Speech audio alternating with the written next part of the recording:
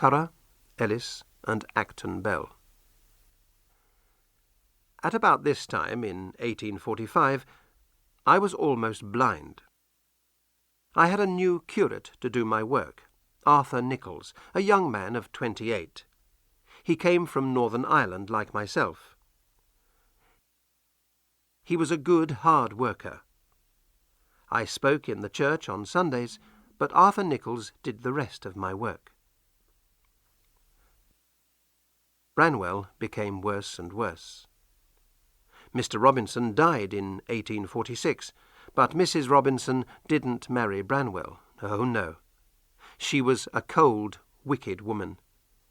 She sent my son Branwell away, and later married a rich old man.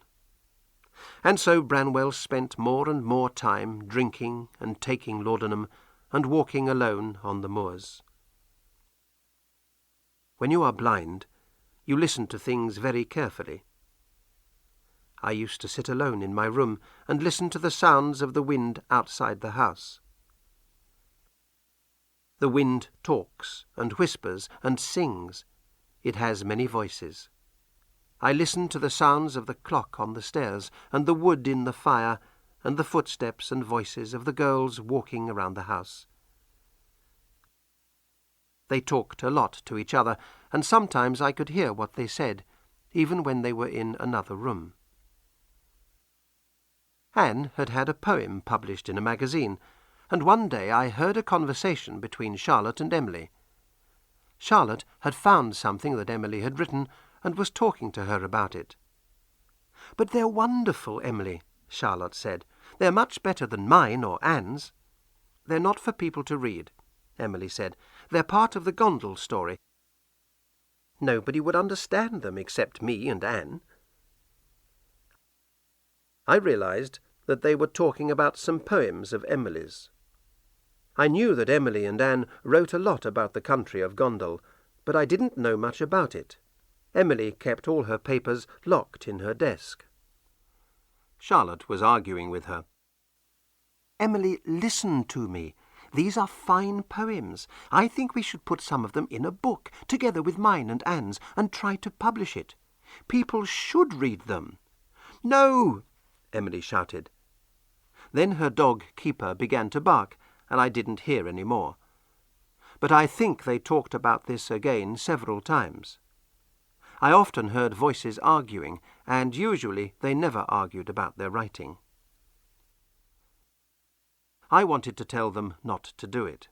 I had published several small books myself, but I always lost money. I had to pay the publisher to print the books, and not many people bought them. It's an easy way to lose money. But I was too ill, so I said nothing. I learnt many years later that they paid over £30 to have a book of poems printed, and that it sold 2 copies. I am not surprised they didn't tell me about it. We had very little money in our house. I began to feel that there was something wrong with my head as well as my eyes. Several times the postman brought an old packet to our house, which was addressed to a man called Currer Bell. I told him that no Currer Bell lived in Haworth, and sent him away. But then, a month or 2 later, he came back again with the same old packet. In the summer of 1846, Charlotte took me to see an eye doctor in Manchester. We stayed in rooms in the town. The doctor decided to operate on my eyes, and the next morning we got up early. I was afraid. Could I hold my head still while the doctor cut into my eyes with a knife? Perhaps the pain would be too terrible. Perhaps I would move or stand up or... Charlotte held my hand. As we left our rooms, we met a postman. "Good morning, miss," he said. "There's a packet here for Currer Bell." "Oh, thank you." Charlotte sounded sad, but she took the packet and put it in her room. She did not open it. Then we walked to the eye doctor's. The pain was terrible. But it was over in 15 minutes, and I didn't move. Afterwards, I had to lie on a bed in a dark room. We couldn't go home for a month. A nurse came sometimes, but Charlotte stayed with me all day. I asked her once about the packet. She said, "Oh, it's for a friend of mine, Papa. It had a letter for me in it. I have posted it away again now." I didn't understand, but I didn't ask again. I lay quietly on my bed most of the day, and Charlotte sat in the next room writing. She wrote very fast for many hours, and never put her pen down once. She seemed quiet, but strangely happy. I was happy too. The doctor had helped. I could see again. It was wonderful. The colours, the shapes of everything were beautiful. When we came back to Haworth, I could see everything clearly at last. Our home, the church, the graveyard, the moors, the faces of my Emily and Anne. And Branwell. Branwell's face looked terrible. White, thin, with big dark eyes and untidy hair. His clothes were dirty, he smelt, his hands shook. All the time he was either shouting or crying, and always, every day, he asked me for money. I let him sleep in my room at night, and he kept me awake for hours talking about Mrs. Robinson. I remembered his paintings, his stories, his happy childish laughter. My fine, clever son had become a drunken animal. The winter of 1846 was terribly cold. The wind blew snow around the house and over the gravestones. A lot of children died in the village. Anne was ill. Branwell was worse. We lit fires in all the rooms, but there was ice inside the windows in the mornings. I spent most of my time with Branwell, so I didn't think very much about the girls. And then, one afternoon, Charlotte came into my room. I was sitting here, in this same chair beside the fire. She had a book in her hand, and that strange, happy look on her face. "Papa," she said, "I've been writing a book." I smiled. "Have you, my dear?" I thought she had written another little book about Angria. "Yes, and I want you to read it." "Oh, I'm afraid it will hurt my eyes too much." My eyes were much better, but the tiny writing in the Angria books was too small for me. "Oh, no," she said, "it's not in my handwriting. It is printed." She held out the book in her hand.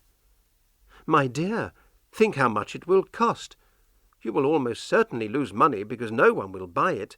No one knows your name." "I don't think so, Father. I didn't pay to get it printed, you know. The publishers paid me. Listen to what people say about it in these magazines."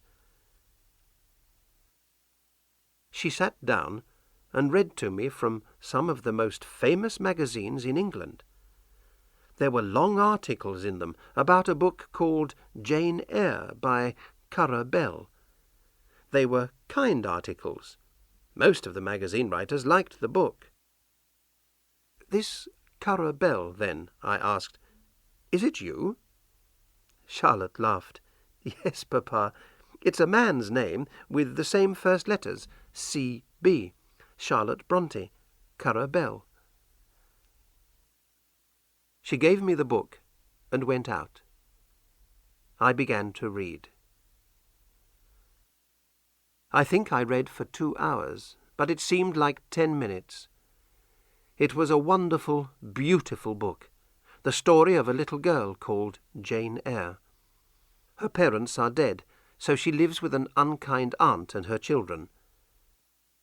Then Jane goes away to a school called Lowood. This school is a terrible place, and it is very like the school at Cowan Bridge. Jane Eyre's best friend, Helen Burns, falls ill at the school and dies. This Ellen is just like my own little Maria. When I read about her death, my eyes filled with tears.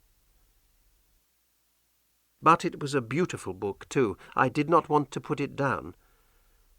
At 5 o'clock I got up and went into the sitting room. My 3 daughters sat there, waiting for me. Their eyes were very bright. I still had tears in my eyes, but I had a big smile on my face, too. I held up Jane Eyre in my hand and said, "Girls, do you know Charlotte has written a book? And it is more than good, you know. It is very, very fine indeed."